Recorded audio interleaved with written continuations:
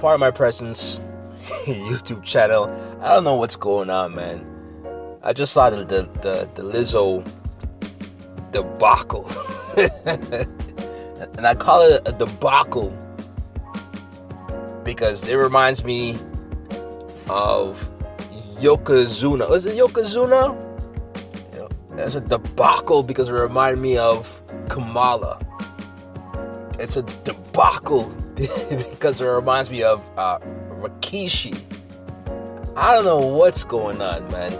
All I know is that Lizzo is dead wrong for what she did. You don't come out to a public place, a place where there's children. This is a family establishment where people are playing basketball. And it's weird because, tell me this, how is it that basketball players have to come into the stadium in a suit and tie? Got people like Russell Westbrook dressing like a fool, trying to meet trying to meet the dress code and try to, get fly within the particular strict rules of how the NBA wants them to dress. And you have this woman that comes to the stadium and she don't even look fly. She's wearing a t-shirt. It looks like, she tried to hop a fence and got her shirt caught up in the fence because she's running away from a dog. She looks like trash with her ass out. I don't understand. How is it that she even got past security looking like that? It's crazy. And I'm just finding out today that this woman was named Time Magazine Entertainer of the Year. Now, whether or not there's a correlation between that stunt that she pulled, because it really made no sense as to why she did it. It wasn't necessary. I don't know if it was a dare. I don't know what she tried to accomplish with this, because this was a desperate act. You'd expect this from someone who has no talent. Someone who's trying to get some attention. But Lizzo's been getting a lot of attention for the past couple of months. Her music is on the charts. She is apparently selling.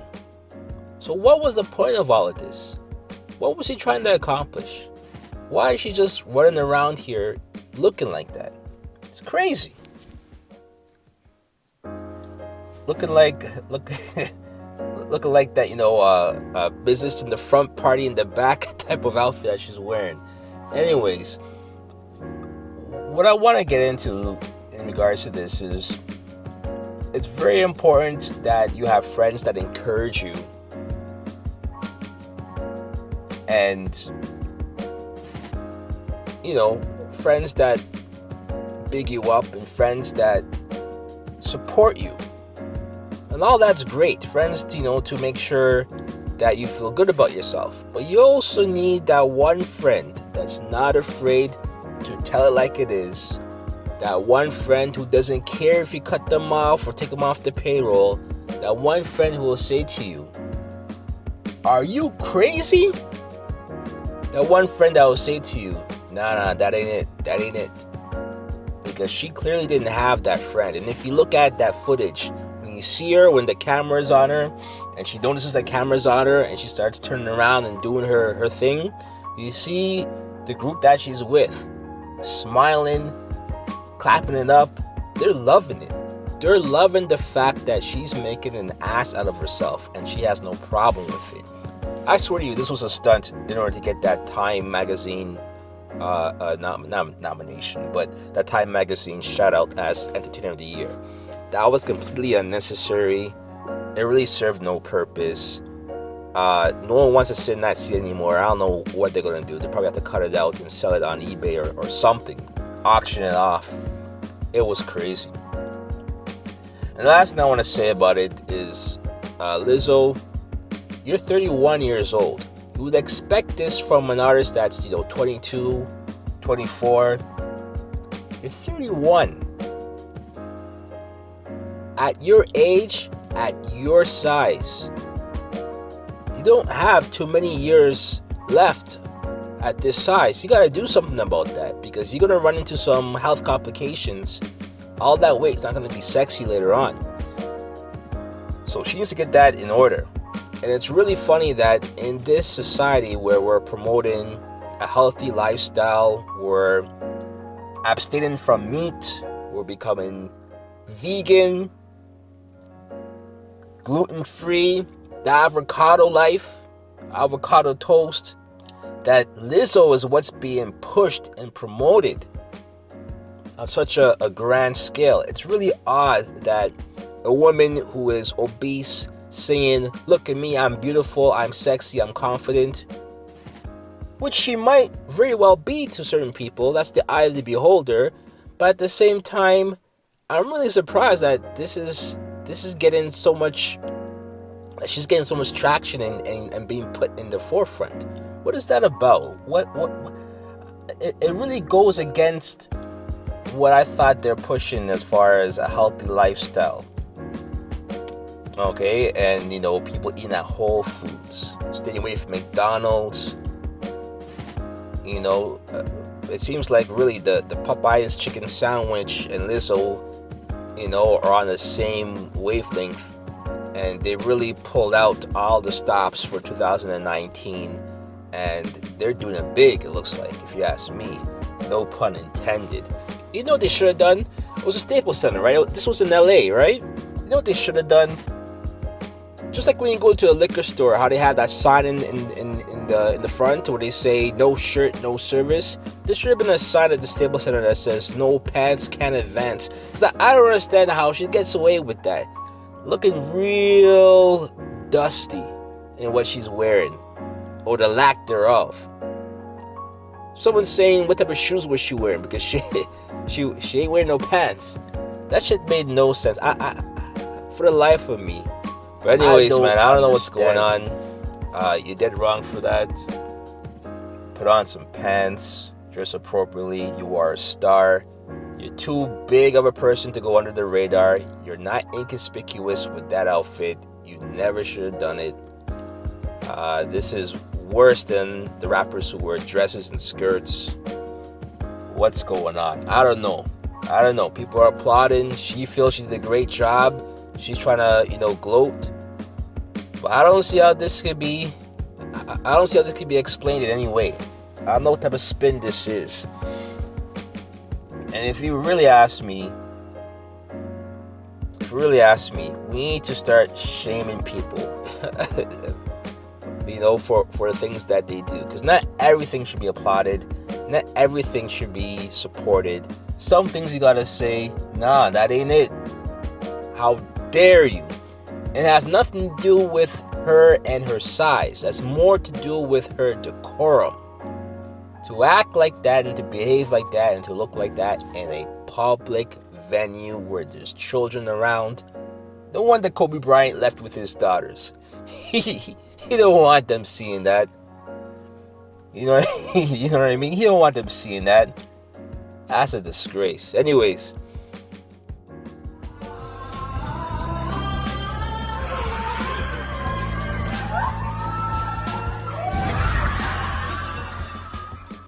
Wait. Breaking news.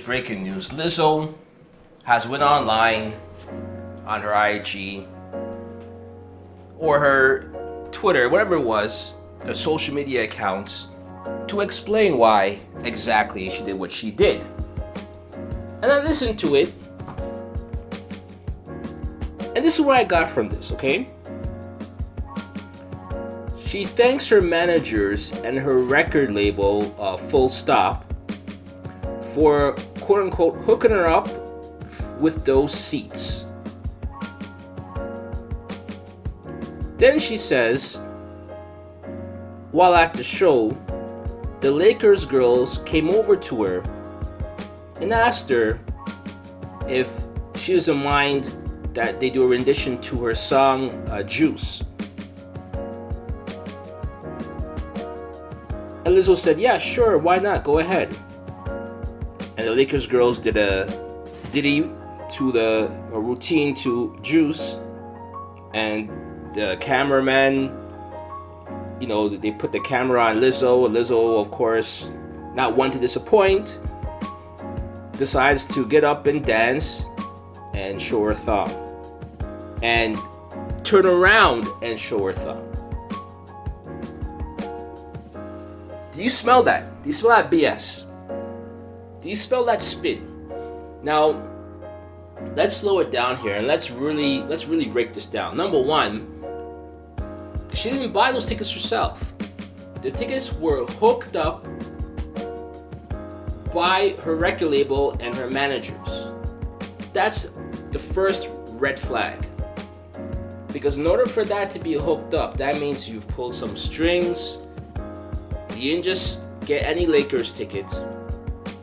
Okay, you didn't decide that you wanted to go to that game. This was hooked up. This was a planned appearance for a specific purpose. And if the record label has pulled those strings, then of course the record label is doing it for a reason, for some type of return on investment. Okay, so that's the first thing that should jump out as a red flag to everybody. Second thing, the Lakers girls come up to you and ask if they could do a song and they could do a rendition during halftime or during a break. Do you guys know any cheerleaders, professional sports cheerleaders? They don't just wing it and do their own dances individually. They're choreographed. They're planned. They know exactly what they're going to do each time they step out on that court. How is it that they went to ask Lizzo for permission to do a rendition of her song? Wouldn't that have already been in their plans? Wouldn't that have already been in their list of songs to dance to already? They didn't wing it. I'm sure they spent hours getting down the choreography, getting down the dance moves to the particular beat, to the particular rhythm sections and whatnot. That takes practice, that takes time. So it wasn't some impromptu ask if they could dance to it. This was rehearsed. So when she says they came up to me asking me for permission, to me, again, I might be crazy, but this is what I got from this. To me, what she's saying is that the Lakers girls came up to her and said, "We are going to do the dance now. Get ready. You are going to be on cue when the camera shows you in the Jumbotron." In other words, it's the heads up. Hey, it's coming up now. Get ready. So the Lakers girls do their impromptu rendition to Lizzo's song. The cameraman happens to put the spotlight on Lizzo, who's actually sitting in a particular section that's open, that gives her enough space where she could start dancing. And again, if she was just doing this, as a favor and to show love to the Lakers girls, she could have just stood up and danced right where she was. No. What she did was take advantage of the opportunity and turn around